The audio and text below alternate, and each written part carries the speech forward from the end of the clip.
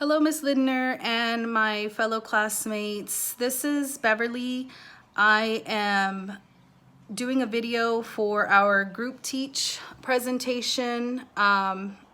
Clearly, we weren't in class to do this, so I had to film this video of our game. I just kind of wanted to give y'all an example of the game that's in our lesson with my son.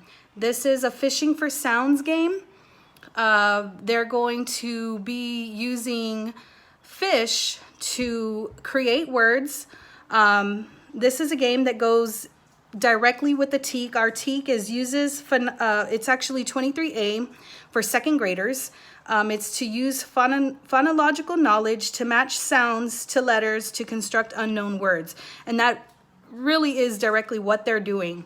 So what we're going to do is I'm going to show you how the game is played, and we're going to go through a few examples with my son helping me. So this is my son, Elliot. He is currently in the 6th grade, so he's a little bit above grade level. I don't have small kids anymore. I think my dog's wanting to participate. Anyway, so he's going to show us, or he's going to help me to show you guys how to play the game. So first off, we have stacks of fishes that have either beginning initial sounds, which are, they can be digraphs, blends, or consonants, digraphs, or consonant blends. We have the medial vowel sounds, and then we have ending sounds that can also be just consonants, digraphs, or consonant blends. For your class, if you're going to want to differentiate, you can have, for above grade level students, you would want to use more of the digraphs and blends. And then for your below grade students, you can use more of just the consonant sounds, and that also for the beginning sounds, you would want to use maybe just consonants, and then more digraphs and blends for your above grade students. So basically what they're going to be doing is you have this worksheet that you would pass out to each group. Put your kids in groups, and they're going to pull cards from the initial sound deck, the medial vowel sounds, and the ending sounds deck to create words. If it makes a real word, they're going to label it under the real word column. And if it makes a silly word, they'll put it underneath the silly word column. So in our teach, the teacher was going to go over this in the I do, we do, you do. So for their you do, basically they will pair up. You can also strategically pair up your students to work with other students that will help with their zone of proximal learning. So what we're going to do is Elliot's going to go ahead and pull from the initial sound deck, and then the medial sound deck. So flip it where we can see it.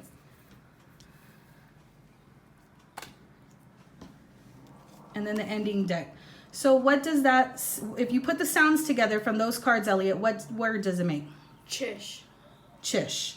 So is that a real word or a silly word? A silly word. So go ahead and put it under your silly word column.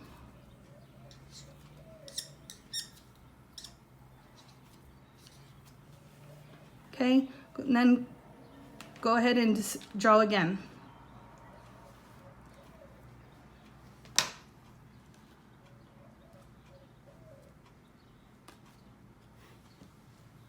What are the sounds? We have Th, th, e, and ch. What does that mean? Fetch. Fetch. Is that a silly word or a real word? A silly word. Okay.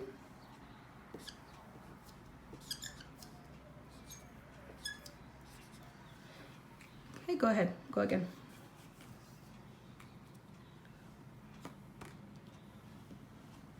What are the sounds with these? Sh, a, and ft. So what word does that make? Does it make a word? Yes. We'll put them together. Shaft.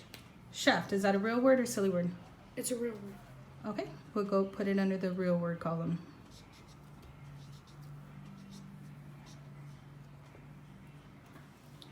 Okay, let's do one more.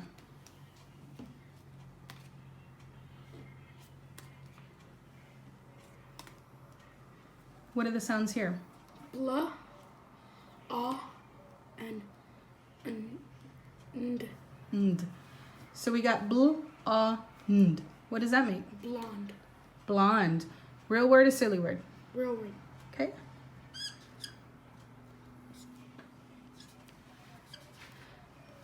So as you guys can see, this is something that would be fun for your students, especially working in groups. It's something that is definitely helping their skills.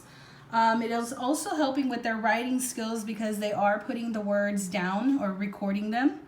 Like I said, it's easy to differentiate.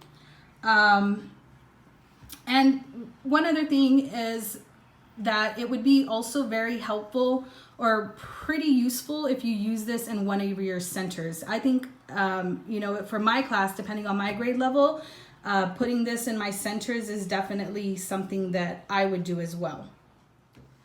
So that's our lesson for our group teach. This is something that my other group mates, Noelia and Priscilla, and I also thought that would be a really cute and fun game.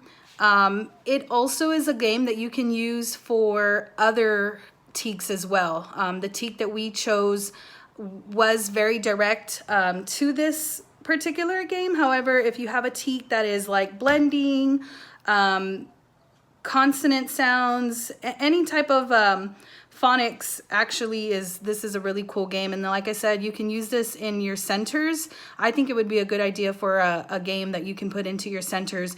Some teachers, you could want to maybe get a little more creative with it. Maybe make little like fishing rods. You can put magnets at the end or at the, you know, on the back of the little fishing decks.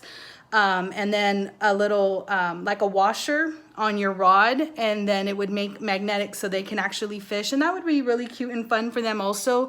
I just didn't have the things that I needed in order to do that right now, since we can't really, like, I didn't want to go to the store for something that wasn't necessary. We can play it kind of like a Go Fish style like we did here. It doesn't even need to be fish. It's something that you can just have them like regular decks. You can just put the sounds on regular paper, laminate them. It doesn't have to be all, you know, cutesy with fish or anything like that.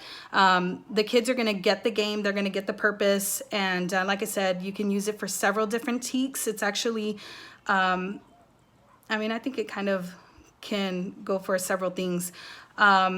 If anybody wants to utilize this for their classroom when the time comes, or if you just is something that you would like maybe for your own kids, if you want to email me, I'll be happy to send you some PDFs of them, you know, to keep for your own personal use. So that's it. Thanks for watching.